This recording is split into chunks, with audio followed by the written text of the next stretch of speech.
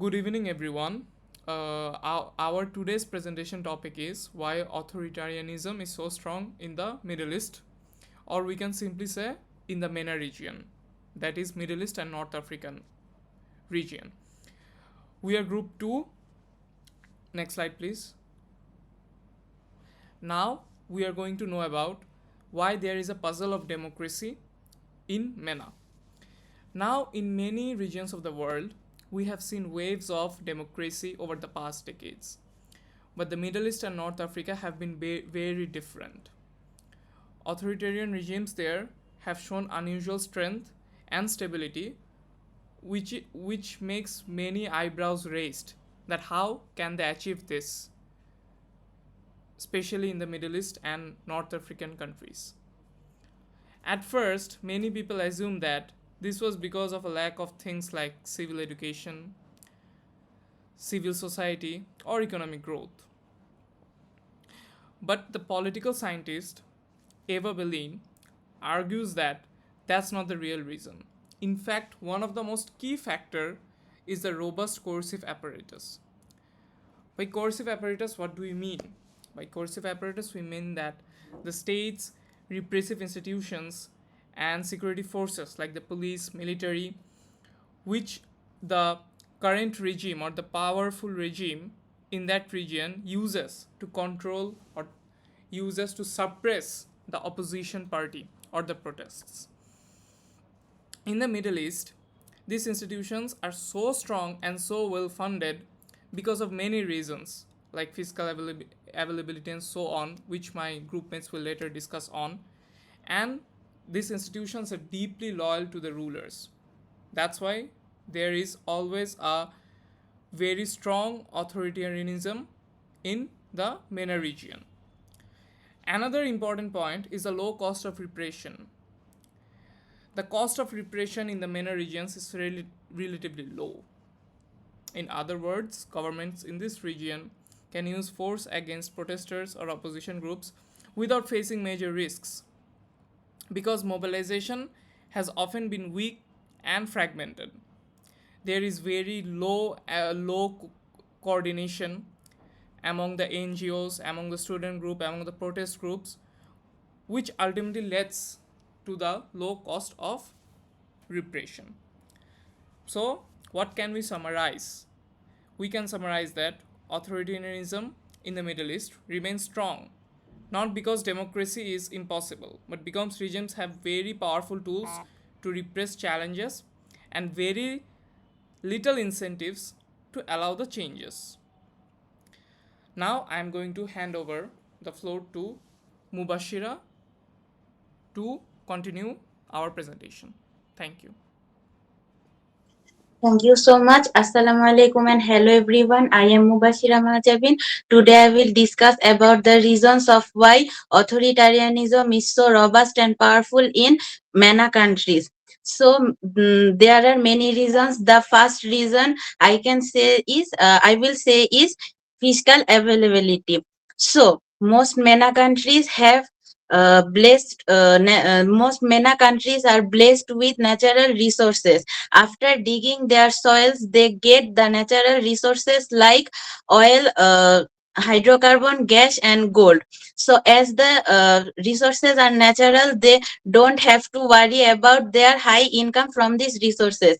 After that, we can say that MENA countries, citizens of MENA countries, don't have to worry about their tax because they don't rely on it.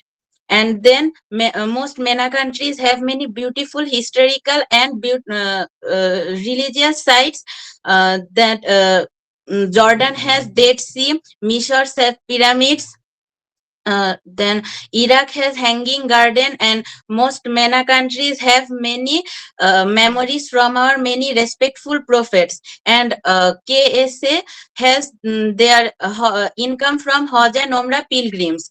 And then we can say that the lower income MENA countries uh, also get foreign aids and remittance, so they don't have to worry about this issue.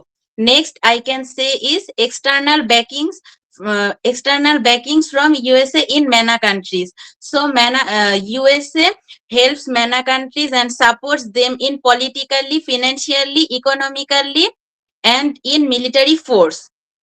As we can see that MENA countries are the strong. MENA countries have many strong friendship with USA. That after visiting Qatar, a conservative country like Qatar, the president of USA received an open air welcome from females. Where in Qatar, males also covered their head with cloths for religious purpose. And then we can say that many non-Muslims are talking about Palestinian issue, but after being Muslims, MENA country citizens can't raise their voice properly because of their strong friendship with USA. The president of USA, Donald Trump, stated that King Salman can't even stand 2 weeks without my support.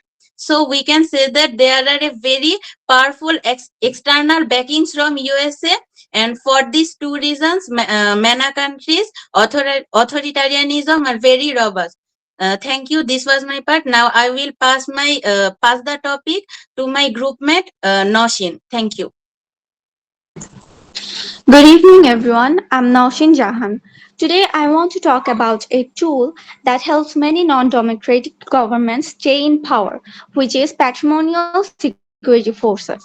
Those forces aren't built on any skill or training, they are built on loyalty, which can be through family ties, tribunal connections, or shared religion. Officers aren't chose because they're the best. They are chosen because they are loyal to their leader. Their future depends on the state's survival, so they're willing to do whatever it takes, even using violence to protect it. Inside those forces, favorism and nepotism are everywhere. Friends, relatives, and inside hold to top position. There are no real checks or independent systems to control them. They don't follow the law. They follow the ruler. That's why they see reform not as an opportunity to improve within the state, but as a direct threat to their power and safety. A clear example of this is Syria, where President Bashar al Assad relied on elite military units led mostly by the religious group he belongs to. Those forces aren't just defending Assad during the Arab Spring. They were defending their own position and privilege. That's why they stood ready to crush uprising with force. In conclusion, patrimonial security forces aren't just about protecting a government. They're about protecting a system built on loyalty, fear, and privilege.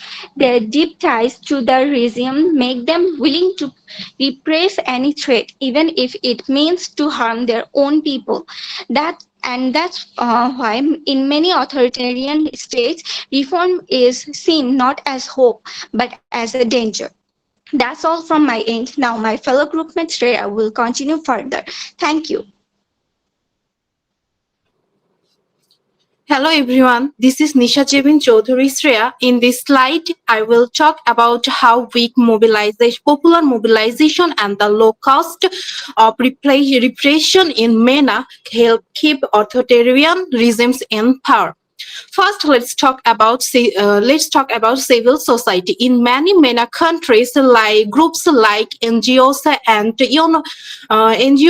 unions are either weak or controlled by the state. That means there's a little opportunity for real opposition to grow. Without board support from different groups, it's easy for the government to shut down any protest. Repression becomes simple and low risk because there's no strong pushback. Now, please change the slide. Now, what happens when people rise up? Take Egypt for an example. Before the Arab spring, many people protested, but they did not have enough support. The government quickly shut down them using security forces to crush resistance.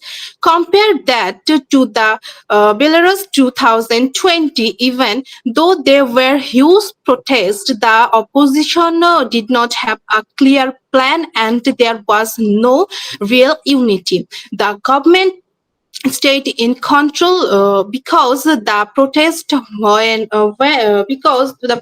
was were not organized enough to force the change. Then there's Saudi Arabia, where protests are banned. If anyone dares to talk, they are quickly silent, even very rashly. This example shows us that in MENA, weak mobilization and low cost of repression make it easier for regimes to stay in power. Without strong, united opposition, people can't effectively challenge the government. That's all from my side. Now my teammate Akondo will conclude the presentation. Thank you. Hello, my name is Akasimila Vahiba Kondo.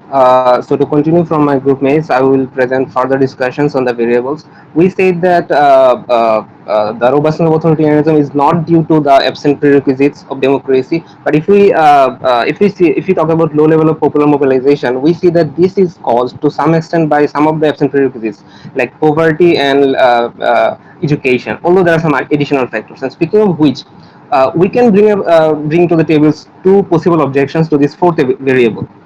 First, the reintroduction of the logic of absent prerequisites, which is basically what I just mentioned. But there are additional factors like ideological factors, leadership variables, and sudden moments that lead to sudden public response. And these socio-economic variables cannot account for those sudden outbursts of public mobilization. And the second objection is that there is a circular argument going on. Since low levels of popular mobilization basically is shaped by, often is shaped by the coercive capacity, but they are not necessarily directly correlated because some states often nurture civic societies, while some others nurture some and repress others. So, I mean, we see that this variable has to be measured on its own. Then some analysts have also suggested a fifth variable, which is the existence of a credible threat. They connect the robustness of authoritarianism with the threat that Israel possesses to its Arab neighbors, which leads those Arab states to to build stronger militarily. But there are criticisms to these variables, which the advocates of this variable has to account for. First, the countries that are geographically far apart from the epicenter of this conflict, like Saudi Arabia and Morocco, they still share the same result. Second, even like reduction in the threat does not reduce the size of the coercive apparatus. For example, there has been cold peace between Egypt and Israel for the past 25 years, but there is no change. There is no change in the situation of the apparatus of Egypt even now. So the root of all problems, the coercive apparatus, what if this can be hypothetically removed? Well, without a minimal elite commitment, a minimal per capita GNP, and some efficient, effective, impartial state institutions, this will just lead to another form of authoritarianism. Well, maybe worse, chaos, right? So, what can be done to establish democracy in this region? We need to build impartial and effective state institutions, nurture associations that can cross-culturally unite people from all ethnic groups around a common economic interest. And also, we need to foster economic growth to increase per capita GNP. With this, hopefully, democracy in this region can flourish. And with that, we end our presentation. Thank you very much.